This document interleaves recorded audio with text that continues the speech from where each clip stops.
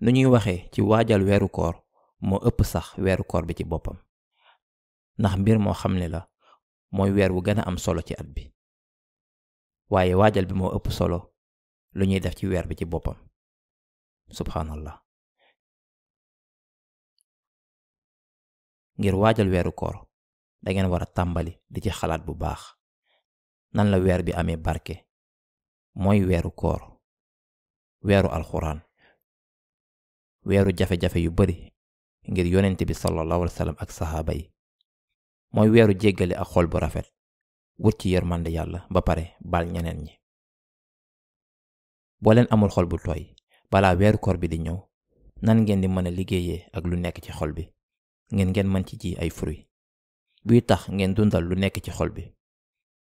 boo leen ko bayul doo leen mën a am dara ndax jiwu leen dara. kon tàmbali leen tooyal seen suuf si léegi. tàmbali bay, tàmbali ji.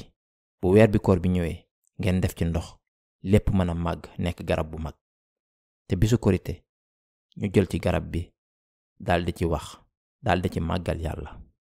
ولتكملوا العدة ولتكبروا الله على ما هداكم ولعلكم تشكرون. bisu korite boobu ngir ñu matal li ñu yàlla sant ak màggal yàlla ndax lu mu ñu gindi ci yoon bi.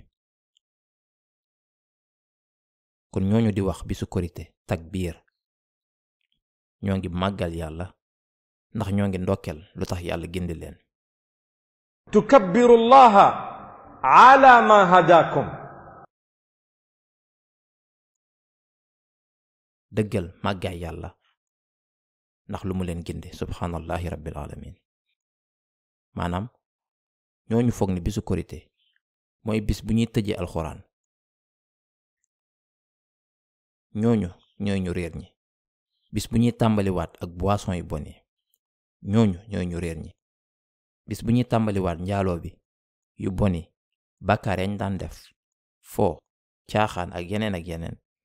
ñooñu ñooy ñu réer ñi ndax yàlla nee na ñooñu di wax takbiir, ñooñu ñoo war a bég bis boobu ndax seen dund soppeeku na te am nañ ci ngënd bi.